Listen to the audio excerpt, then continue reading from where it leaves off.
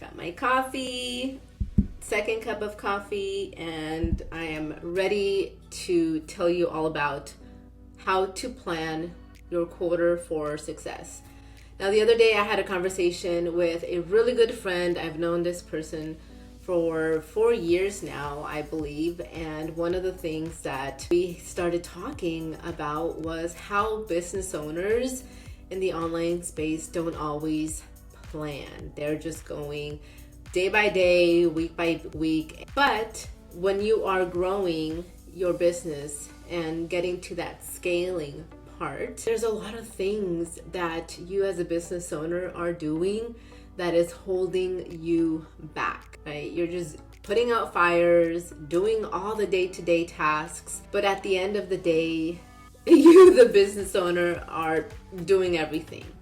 So in this video, I'm gonna go over how I like to plan my quarters and how I do this with my clients, no matter when they join and start working with me, because I think it's so important to always have some sort of game plan to be able to hit those goals. I also created a guide that you can download. It's right below in the description.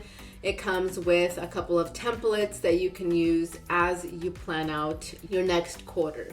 So before anything, I always ask my clients if they have a vision, mission, and values in place. And I know a lot of people don't take this serious, but it is so important to have a vision for your business. If you have not, let me see if I can pull it up, read or listened to, because I'm a huge Audible fan, the Brand It Like Sirhan book, I highly recommend. Highly recommend reading it or listening to it, because he goes over how he created his vision, mission, and values for his real estate brokerage company.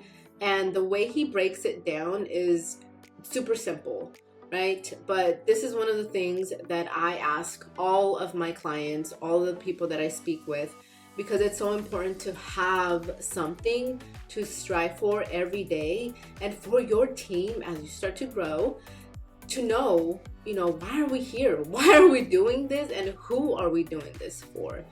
And the values, to me, helps build your culture, right? So if you don't know, I used to be in the military. I served in the US Air Force for 6 years. And in the military, when we were at basic training, one of the things that they always had us repeat was our values. So we just had 3 simple values, and till this day, I use them in my life. And the 3 values are integrity first, service before self, and excellence in everything that you do. And they're super simple values that, again, till this day, I use in my life. And that's why I think it's so important to have a mission, vision, and values in your company. Even if it's just you, even if you're a solopreneur, it's going to help you create a bigger vision for your freelancing company, or if you are growing for your business. And the reason why I like to cover this every quarter is because businesses always evolve. Is there anything that you would like to change, whether it's your mission, vision, values? Maybe you learned something new and you're like, oh my God, I want to adapt this in my business. These 3 things is just going to give you a quick refresh on, hey, is there anything I want to change, or do I want to keep it? If I don't have it in place, let's create it. The next thing that we go over is finance steadiness. And what I mean by finance steadiness is just like going over all of your finance. You as a business owner should already be looking at your finances on a daily basis, looking at your expenses, knowing what those expenses are, looking at your profit margins, looking at your ad spend or marketing ad spend, looking at your budgets, how much you're paying your team.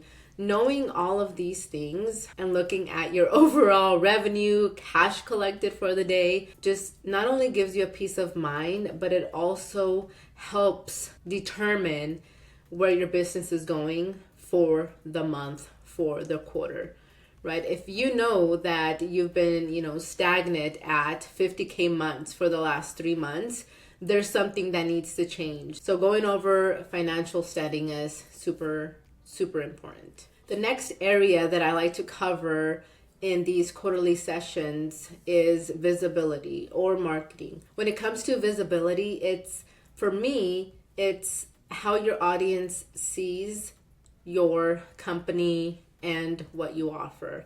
It's so important to know who your audience is first, right? Who your ideal avatar is, who you are helping, so you can speak to them. And also when it comes to marketing efforts, right? That's paid advertising, maybe YouTube channel, or or getting on podcasts or having a podcast, articles, being on all these different social media platforms. What does that look like? And for me, one of the things that I like to recommend clients is focus on the platform where your clients are hanging out and where a lot of your leads are coming from, right? Because if we're spending a lot of time on Pinterest, but all of our leads are coming from YouTube and Instagram, we're focusing on the wrong platform. So going over visibility and marketing and our efforts from the last quarter, what are we going to change? What are we going to focus on? If there's anything, if everything's going smooth, but I always think, there's always room for improvement. What are those changes going to be for the upcoming quarter? My favorite, and I created a video recently on this as well, but it's your current offer suite and innovation. So when it comes to going over your offer suite is looking at your content. Is there anything that you want to change? Any upgrades that you need to do? Because like I said, things are always evolving, things are always changing, so you might need to upgrade some of your videos. Or maybe it's a new strategy that you personally tried that's working very well that you want to share with your clients. Anything that you can create using AI, adding that to your program, I think that's so beneficial. I know I've been using that a lot lately, and it just makes my job as a fractional operator so much fun. And also, don't forget to get feedback from your clients to improve your offer or your programs. Because if you don't know what your clients are struggling with or what they like or don't like about your program or offer, it's going to be hard for you to stay on top of your game when it comes to evolving and teaching your clients, these new strategies. Another one of my favorite, let me take a sip. Another one of my favorite areas to focus on is your client journey, your client experience and fulfillment. Whether you're an agency, a business coach, consultant, or real estate agent, or any other niche, what are you currently doing to give all of your clients, no matter at what price point they buy, an amazing experience so they stick around, you can increase their, LTV, the lifetime value, and have them, talk about your business, give you referrals, because that's the ultimate goal, right? So is there anything that you can do? Again, this is where the feedback comes in. Anything that you can do to improve your client experience and fulfillment, whether it's instead of fulfillment lasting, 4 weeks, can you decrease that to 3 weeks? Or sending out a personalized card for all of your clients, or a nice gift for all of your high ticket clients. Setting aside a budget for client gifts if they hit a certain milestone. You would be surprised at how these little thoughtful ideas can really make a difference. And another area that we go over, which takes a little longer, is operational efficiencies. It's diving in to what is really working and what is not. Whenever I do these quarterly planning sessions with clients, this is one area where we spend a lot of time, because when it comes to operations, that includes, the marketing systems, the sales systems. It includes your day-to-day, your finance systems, your automations, workflows, all the things. And it's so important to really take this area of your business seriously. Now, when it comes to operations, like I said, we can spend so much time looking at all the nitty-gritty, but the main key areas that I look at is what are some of the things that we can tweak that can make a huge different. So pulling those small levers. Now, when it comes to operational efficiencies, I always think about, what are some of the small changes we can make that will make a huge impact in the business right now, right? So always prioritizing what's important to the business owner to achieve scalability and growth. Because when you have your operations running smooth, right, and you've probably heard, have a well-oiled machine, you've probably heard that phrase.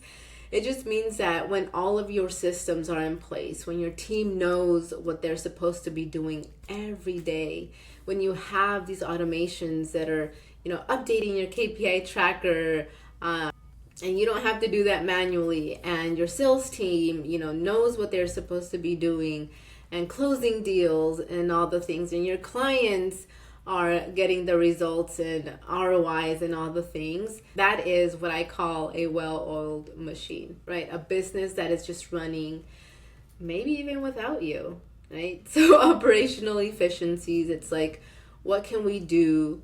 Small levers, nothing crazy, right now to boost scalability and growth. Now, like I mentioned before, I created a guide that you can download. It's in the description, so go ahead and take a look. It's completely free, but if you are ready to plan out your next successful quarter, you can book a call with me. Don't forget to like and subscribe, and I will see you on the next one. Bye.